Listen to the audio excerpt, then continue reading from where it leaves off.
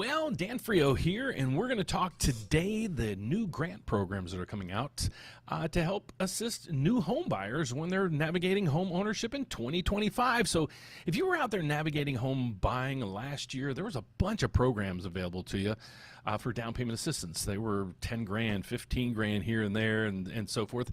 But I want to introduce you to a new program that just came back, because once the new administration took effect last year after the election, basically all the grant programs just poof, they went away. But they're starting to come back now to help those out there that are looking for a home in 2025. My apologies, with a little reprieve on trying to give you a little bit of free money out there. So let's get to today's news that we're going to talk about. So what I want to introduce to you guys today is a new program that we just launched, and it just came into our portfolio last week. And I actually put a video together, and I just posted it on our YouTube channel. And it is now the 2% down, or the 1 down conventional program is now hitting the chart. So I want to go over this program with you guys. So if you're a home buyer in today's market, one of the programs that you could look at is the first-time home buyer program. And even some people that qualify with lower income can qualify for this program as well. So I'm going to give you the guidelines to this thing.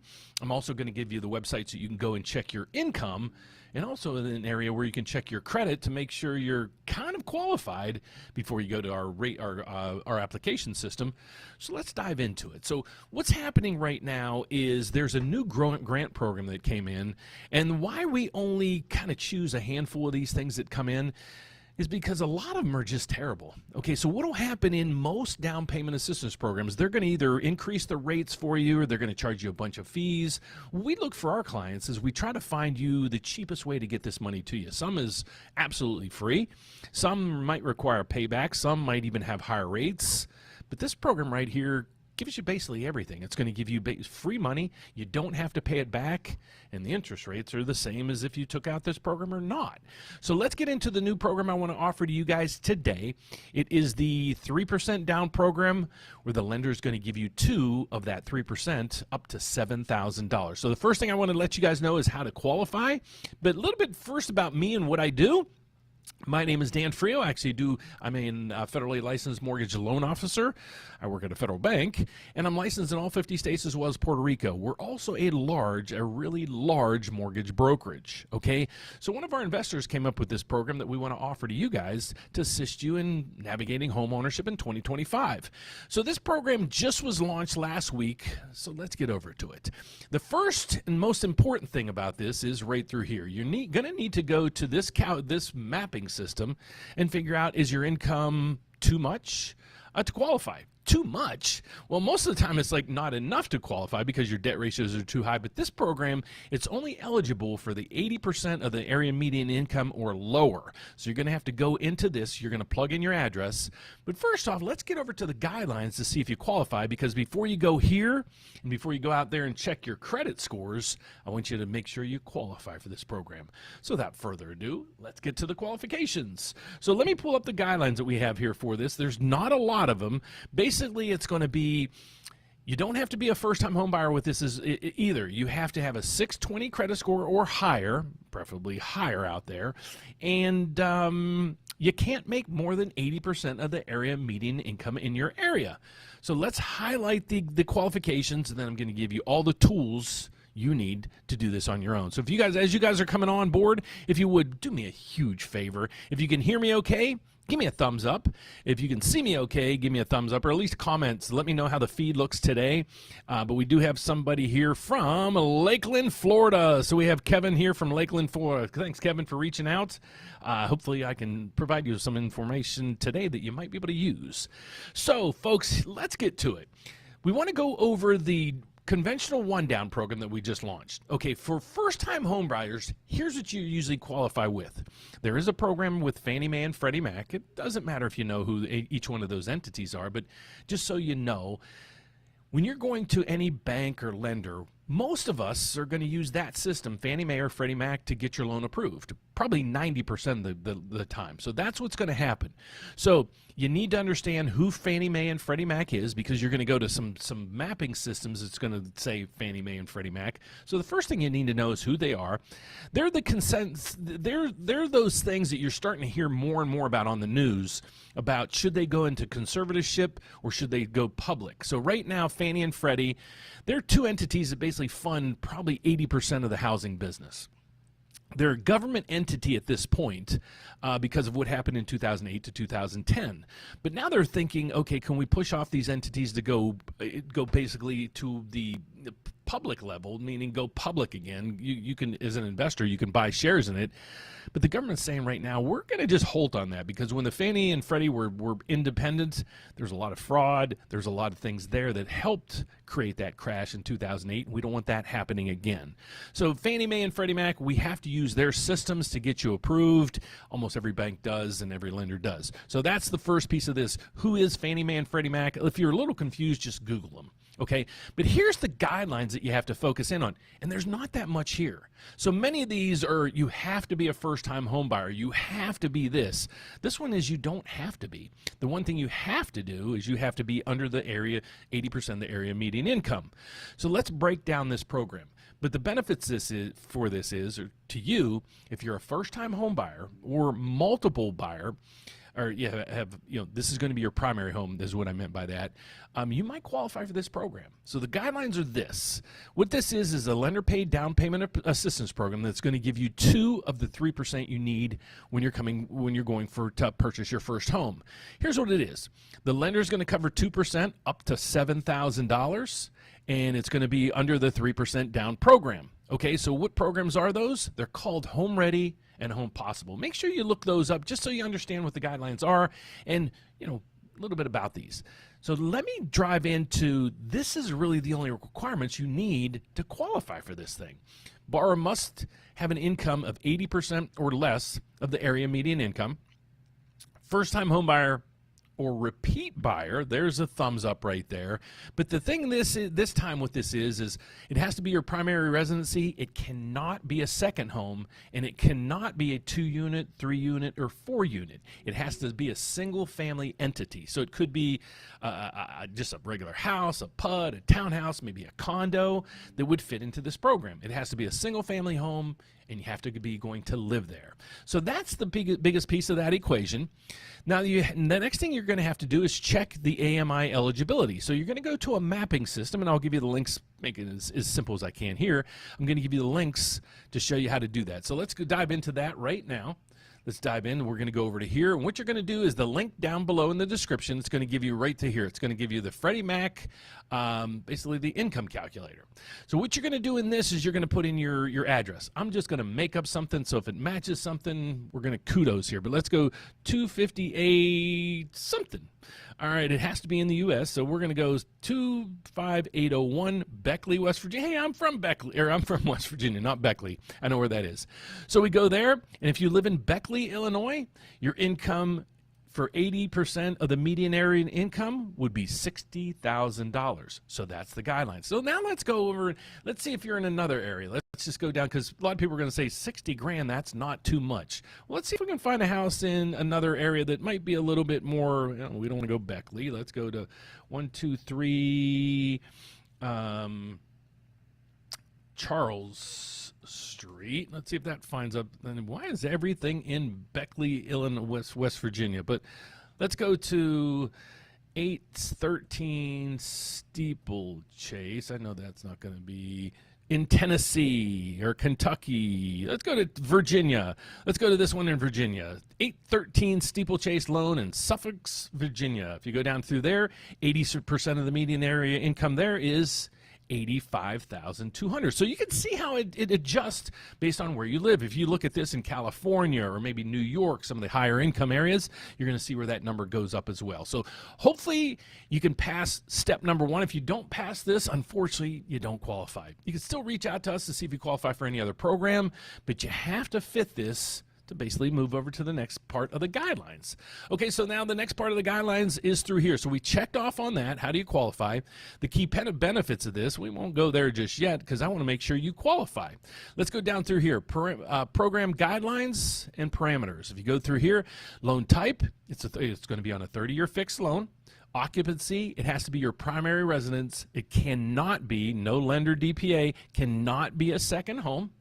It can be a single-family home, but it cannot be a manufactured or a 2-unit to a 4-unit property. So those are all excluded. Basically, it's a single-family home. You can go up to 97%, what they call the loan-to-value. Now, your loan-to-value is this. Think of it through loan-to-value. So my loan amount divided by the value of my home. So make it this way. You can go to 97%, meaning you only need 3% down. Okay? Of the 3% you have to put down, if you qualify for this program, we're going to give you 2 of the 3%. So you're basically getting away with 1% of a down payment into your first home. Fantastic program. So now let's go down through here. What other means or what other minimum criteria would you have? Well, go down through here. You need a 620 minimum credit score. So hopefully you have that. If you don't have that, I'm going to show you a website maybe you can go to and kind of look into what your credit scores are and how that might be able to help you. But let's go down through here, the debt ratio. Now, some of the forms that you might, especially if you Google, it's going to say, well, your debt ratio has to be this. It's pretty simple. You can't exceed 50%. So what your debt ratio is, it's debt to income is what this is called. It's the DTI. Your debt to income is this. Take your monthly gross income, that's your income before taxes and all the other stuff, and you divide it by your monthly expenses. I'm sorry. You take your monthly expenses, everything on your credit report, your proposed housing payment, but anything that you're legally obligated to pay. Nothing like your car insurance or your cell phone bill or even your utilities. So you take all your expenses that's on your credit report, plus your proposed mortgage payment, and you divide that by your income. The income you use is your gross income. That's before all your taxes and all that are taken out. So as long as that doesn't exceed 50%, you got a good chance of fitting. Okay, so that's that part of it. You don't have to really focus in on the MI coverage, escrow. What escrow is you want to include in your payment your real estate taxes and homeowners insurance. Well, this program, you're allowed to waive that up to 90%, but if you finance up to over 90% financing, you are going to have to escrow. Lock period, you can lock these up to 90 days, but the shorter the duration of lock you need, the better the rates. If you need to discuss that, love to discuss that on any consultation that we might have with you. MI coverage, second options, affordable seconds, and so forth. Then you go down through here, income limits. Again, here's the eligibility. Got to make sure you fit into 80% eligibility of that area median income. It's basically that you're buying a home, it's a single family home, and your credit scores are high enough. Okay, that's the easiest way I can explain this. So the 7,000 piece is basically you come to closing with 1%. We're going to give you the other 2% to equal the 3% total that you're going to need as a down payment. Now, the reason why a lot of these come out is because there's other fees that you're going to incur during this process, and those are this. When you're buying a house, you're going to need your down payment. That's kind of what we're talking about today. But there's other pieces of this puzzle that you're going to be affected with. So you're going to have to pay, if you have an attorney, you're going to have to pay an attorney fee. Many cases right now, if you hire a realtor, you might have to pay your realtor fee. That could be another 1-2% of the purchase price. Then you're going to have what we call the legal fees or your escrow or title fees. Those can range from $3,000, $4,000, $6,000, $7,000 depending on where you live. Okay, so all these fees can really add up. But you might say, Dan, I had the 3%, but I didn't have the closing costs. I couldn't pay my realtor. Well, this is where this comes into play. It can help you, and it'll give you up to $7,000 to do so. One of the reasons that prompted this, and I'm going to take any questions that you guys have, and Vimal, I'll be with you in 1 second, is this. We have all these people out there that are telling us the housing market's going to crash. But if you ever watch this, most likely you're going to see the grand poobah of all these, and his name is Nick, and he owns Reventure Consulting.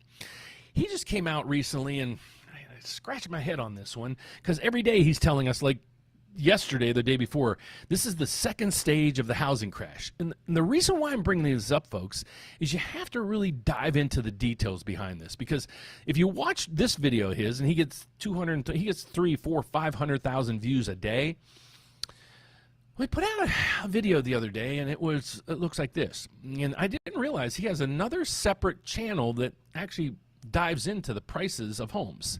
I've been telling you, in Illinois, our home prices have been pretty stable lately, and been pretty stable even through COVID.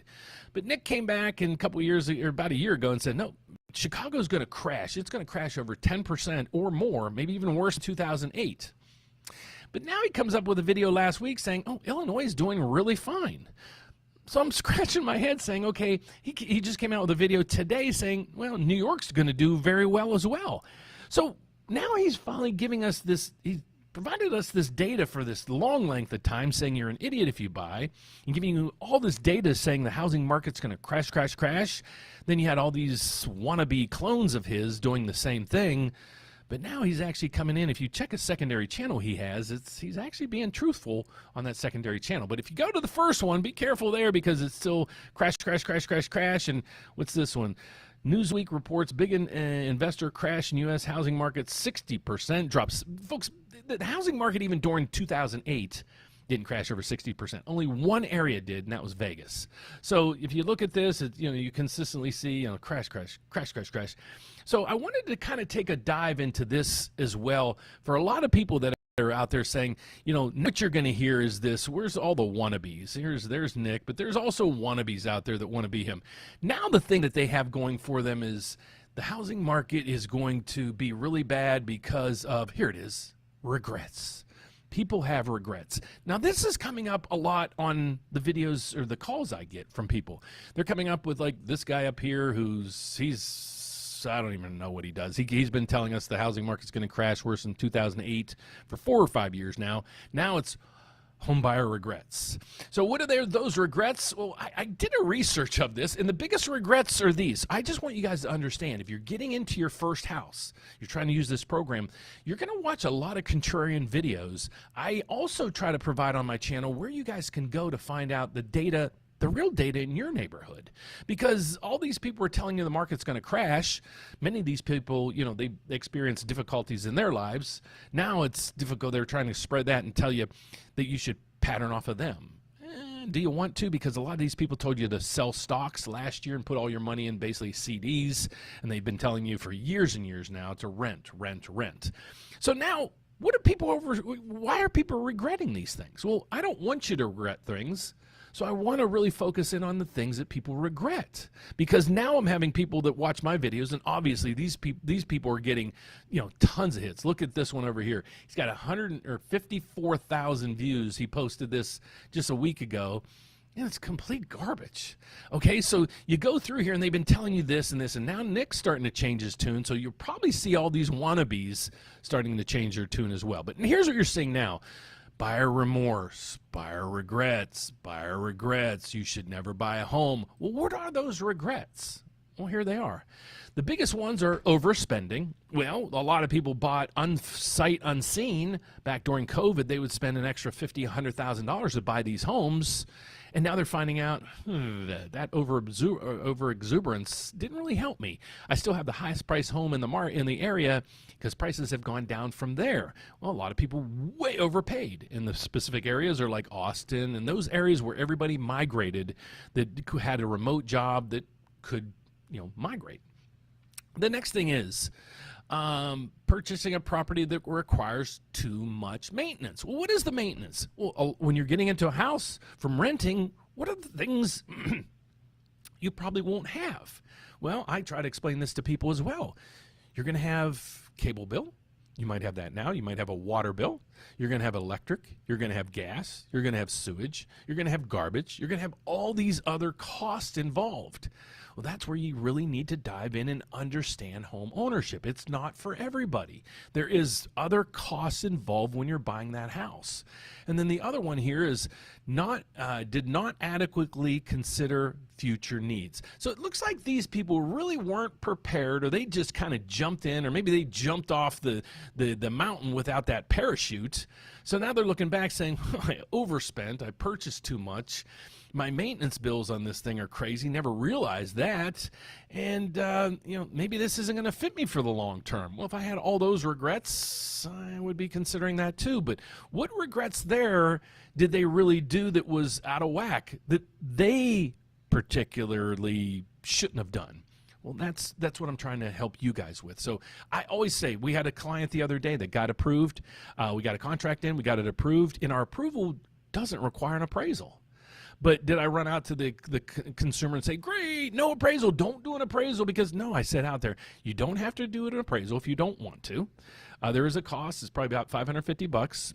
I would consider it if I was you, because then you'll know the value of the home. But the biggest thing I want you to understand is get an inspection, because a lot of the things that most people have issues with are things that come after the fact or because they didn't have an inspection. I was working with a young couple last week, and there was mold in the attic, and that's what happened. So when they did that, they went back to the sellers and said, hey, there's mold in the attic. We need to mitigate this, or we need to fix this. What are you going to do? So they got a price concession on there. I think they got about $5,000 or $6,000 off of there. They didn't have to get an appraisal, but I said, okay, you don't need an appraisal, but you still, I'm basically requiring you that you need to do an inspection, because I don't want you to be one of those regretters that we're seeing up at the top. So that's that piece of it. So let's get into it. I would love for you guys to ask any questions that you have. The market right now on the rate side is it's up just a tad today on that. I'll give you that at the closing bell. But let's get over to any questions that you guys might have. And if you guys wouldn't mind, just let me know where you're coming from as well. But if you can do me one thing, just give me a thumbs up if you can hear me well, or a thumbs down if the audio or video is out of there. So let's get to the first question that we got. Maybe first question. Oh, we got someone from Gilroy, California. El Pilon. How's the prices doing out there? If you could let me know, because I talk to people all over the West Coast, all over the East Coast. We are seeing weakness in Texas, Arizona. As you get up the corridor in the middle of the country, it's kind of solid right through there.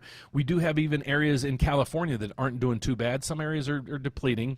New York's actually doing pretty good. New Jersey's doing pretty good. So there's a lot of areas in the country that are doing fantastic, other than those areas where I've been even saying for the last 2 or 3 years, yeah, prices are going to go down.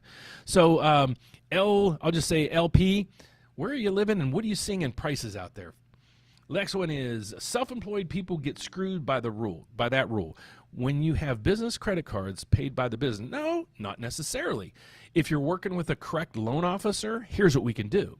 We can actually validate that your company pays these bills. If you're a corporation and you pay the bills via your corporation, you can actually prove, if you can prove that you pay these bills from your company, and we have your company taxes verifying that they're being paid through the business, you do not have to include these in your debt ratio.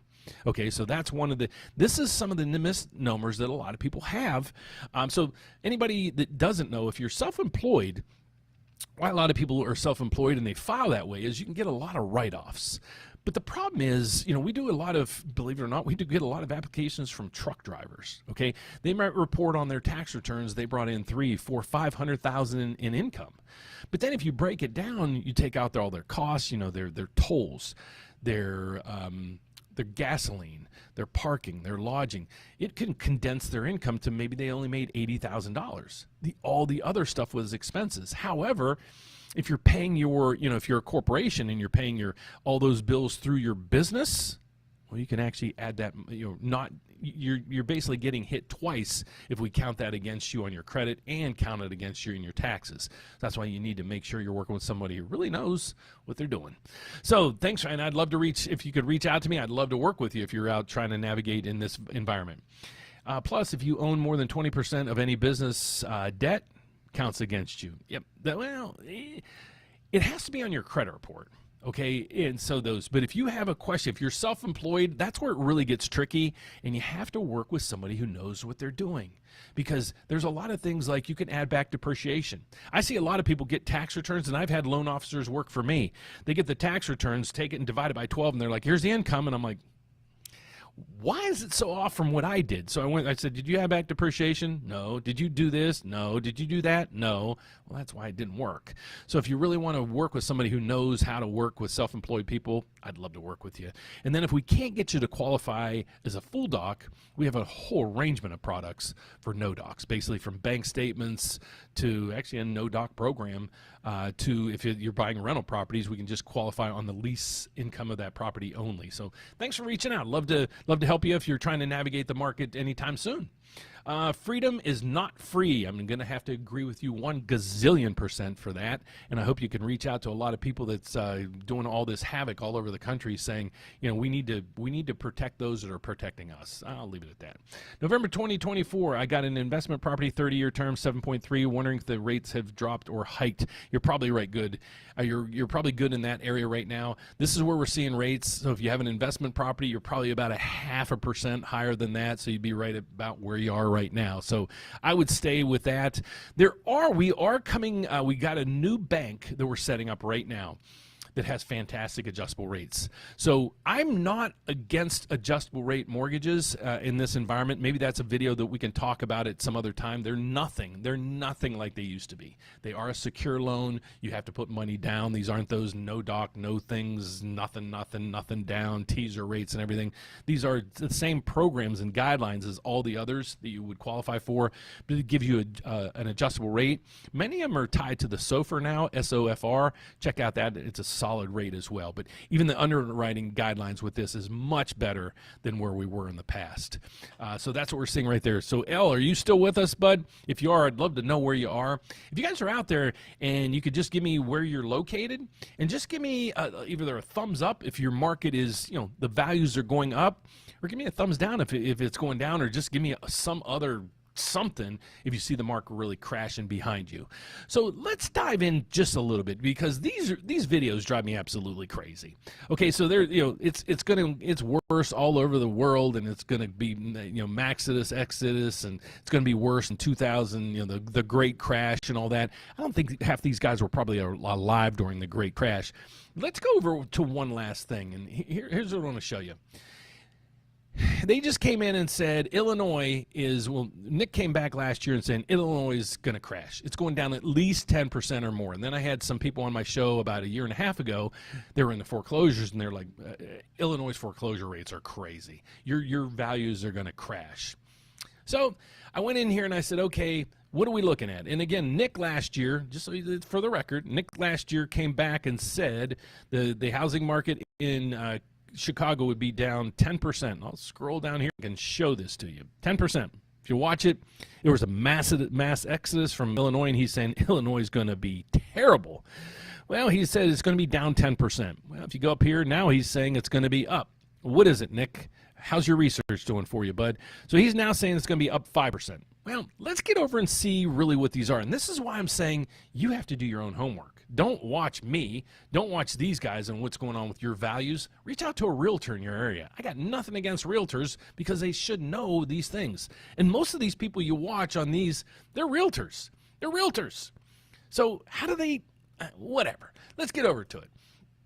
Here is Chicago, Illinois home prices right through here. The Core Logic, Case Shiller. If you want another one, you can probably find another one through here.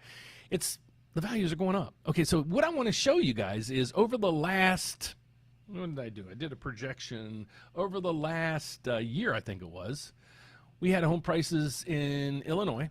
This is from here. We went from here, 204 in value, whatever that metrics is, 204. You can see it right there. What are we today? We're at 217 for an increase of what? That is an increase of 6.5%.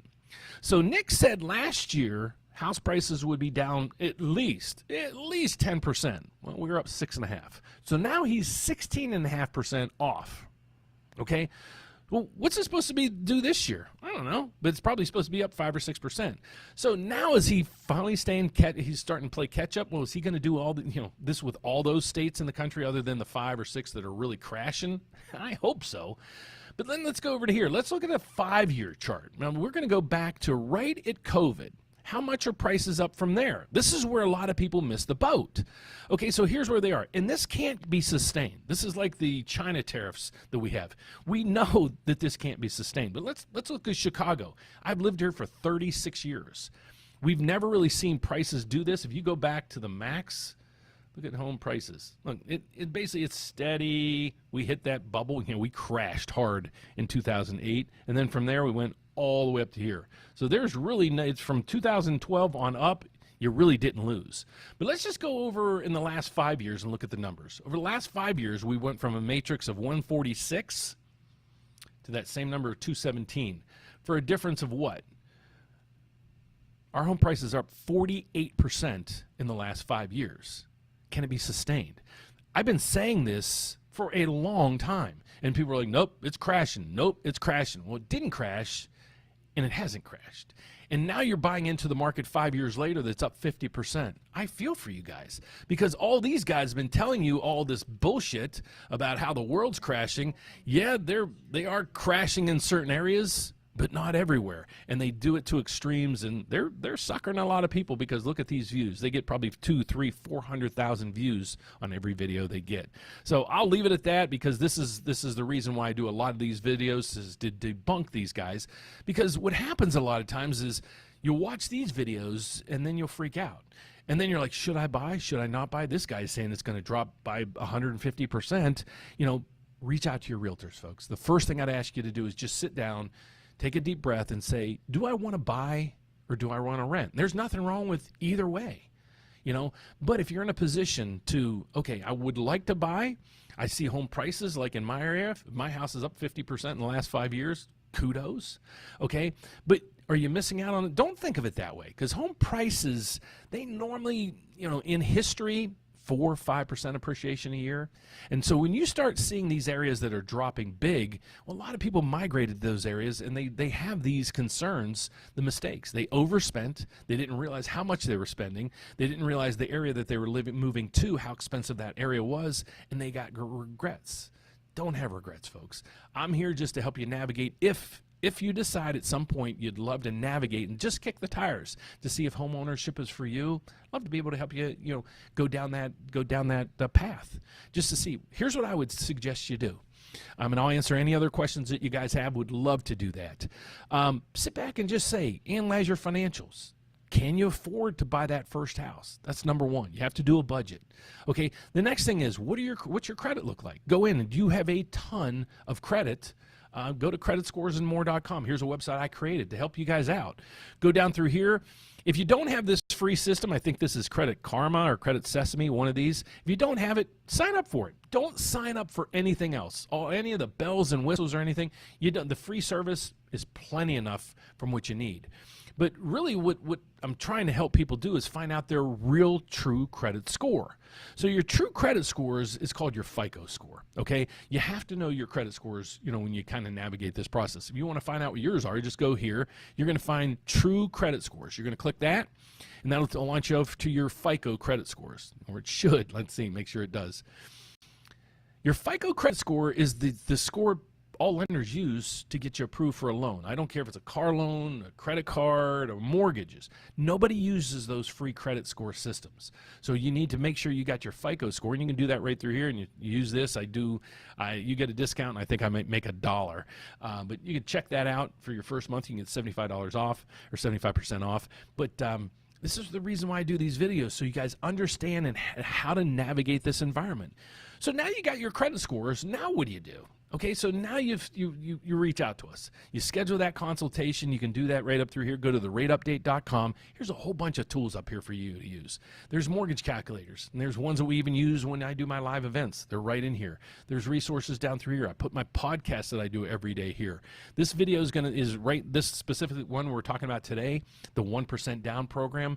So it's the 3% down program for first-time home buyers, where we're going to give you 2 of that 3% as basically a grant with no paybacks. So that's that. So in here, you can put in your application, you can schedule a consultation, or just give us a call at 844-775-5626. So that's our website right through there, and that's basically everything about me and what I do. So just to break down a little bit more about what I do, I brought this up at the beginning of the video. I'm actually a federally licensed mortgage loan officer. I work at a federal bank.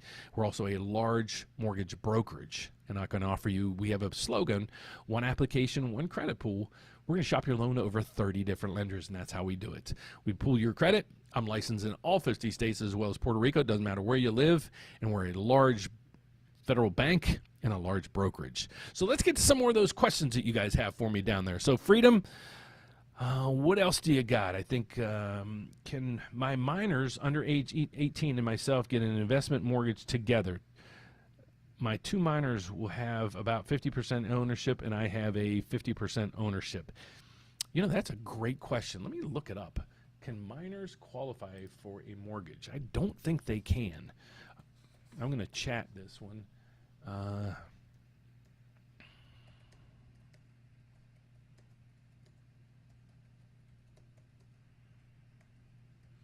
You know what? I apologize. I don't know the answer to that question. I don't think so, because I don't think a minor can legally enter a transaction.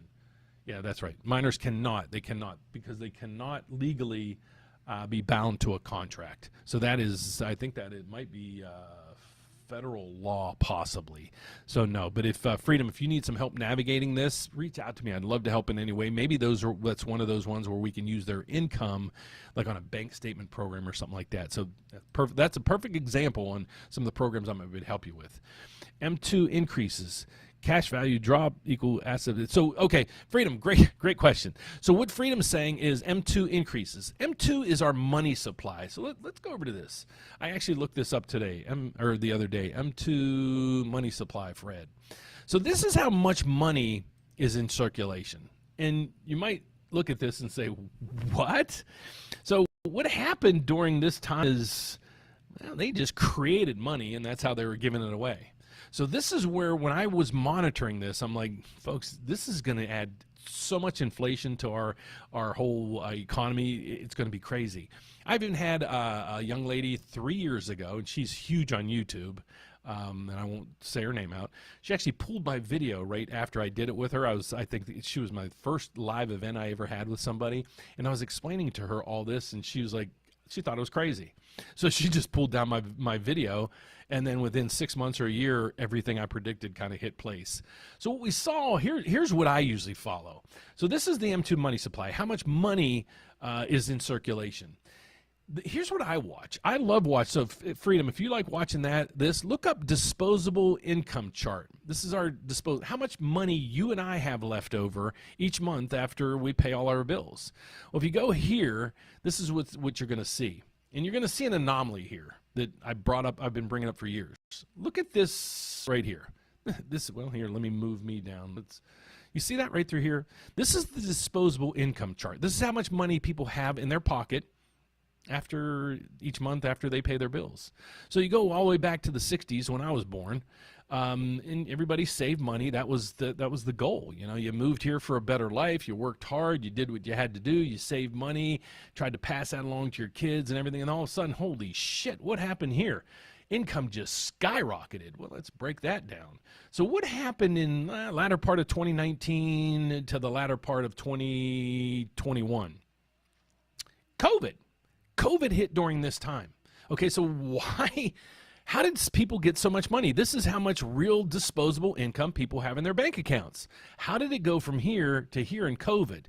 Well, think about it. And this is the creation of the inflation in 2023 and 24 and 25. You have people with all this money, okay? They had more money in their pockets, in their accounts, than they ever had in history, and it came pretty darn quick, okay? Many people didn't lose their job. Mostly everybody got income basically checks from the government. But here's another caveat that a lot of people don't realize. If you were, during these times, if you had a mortgage that was financed through Fannie Mae or Freddie Mac, and those entities we talked about at the beginning, all you had to do is call your bank and say, I can't make a mortgage payment because of COVID, and you didn't have to make a mortgage payment for up to 18 months. 18 months. If you had a student loan, well, same thing with these. You could defer those out. I think it was 2, 3, maybe 4 years they deferred out student loan debt. So think, if you didn't have a mortgage payment or rent payment and you didn't have student loan payments, where would your money go? Well, you would put it in the savings account, then you just start pissing it away, and everybody started buying everything and anything, and prices started going up as well because of this, on top of the supply chain issues. So when you had all this happening, I'm like, it's a no-brainer we're going to have inflation, and we had inflation, and then everybody's starting to freak out. Why? This is why. So now as all these dynamics start to come out, you can see if you take this out of the equation, look at this chart. Let's just go to the maximum. If you take this bubble out, that trend basically doesn't falter at all. It continues right on that same savings path. So is this consumer now a little more savvy? They've learned, okay, we spent all our money and we went down. We had negative savings at that point. Now we're back to normal maybe. Is this what's happening? Well, that's what I'm trying to focus in each week when I provide you guys with all the economic news. So what we have coming out tomorrow, though, is the Federal Reserve. The Federal Reserve is going to come out tomorrow and tell us exactly what on Wednesday, exactly what they're going to do. I will have a live event on that day showing you the market reactions to that. But every day going up to that, I'll give you a little more advice and information that we're getting what the Fed's going to do. I can tell you they're not going to do anything at this meeting, but they will be doing some at the future meetings, maybe not in July, but in September is most likely when they're going to be looking to cut. So we'll be focusing in on that on my daily videos that I do. I'm going to be live, like I said, on Wednesday to show the market reactions on what the Fed does, what they did, and then the instant market reactions to that, and then go from there. So if you guys have got any other questions, I would love to help in any other way that I can. But again, when you're trying to qualify for this Conventional 1 program, the first thing I needed to do is go to the charts or the mapping system, find out what your area median income is, and if you're at that level or below, reach out to us. We would love to help you navigate the program that we just came out with, that was just launched just the other day. Where is it, folks? It was just on the board. It is right through here. It is our Conventional 1 down program. You're going to get up to $7,000 in grant money, and there's no paybacks. So if there's, we do have another question. One last question. Could you use the $7,000 for a buy down rate? You can. Actually, I had my first approval this morning. I had a young lady got a contract. And she asked the same thing. She said, can I use this for, my closing costs or anything else? I'm like, you can use it for anything you want. And we'll help you navigate that, because most of these programs, if you don't use up these programs, the money, especially like if you're getting a seller credit. Let's say, for example, on your contract, and I already talked to the young lady's realtor this morning. She's like, hey, how much in lender credit or seller credits do I need to cover the closing costs for the title? So we went through it, figured it out, and I got it to her. But these are little techniques that you can use to drive down that money that you're going to need at closing down as much as you possibly can, because in today's market, like I was saying before, you're not only needing to come to the closing with your down payment, you're going to need to pay your down payment, plus all your closing costs, plus possibly even your realtor fee. That can add up to thousands more than you were expecting, and that's where this comes into play. So hopefully, if you can qualify for this, the income section, and you pulled your credit and you got a 620 score or higher, hopefully then you can reach back out to me to help navigate you guys through this home buying process, wherever the heck I put that video that I just did. But you can find us, my website. You can just go to the rateupdate.com. So, sorry, folks. It's been a busy morning. I already got 2 contracts in and got 3 applications, pre-approvals that I did. So, I'm going to get back at it because the market's starting to pick up, and I'm looking to help more and more clients on a daily basis. So, if you need any assistance with this, please feel free to ask me any questions right through here. Go to the rateupdate.com. You can ask me a question here. You can call in our 800 number, or you can even schedule an appointment with me or Alan. Love to navigate you through home ownership in 2025. So thanks for watching, folks. If you need some assistance from here, please feel free to call me, reach out, shoot me an email. Love to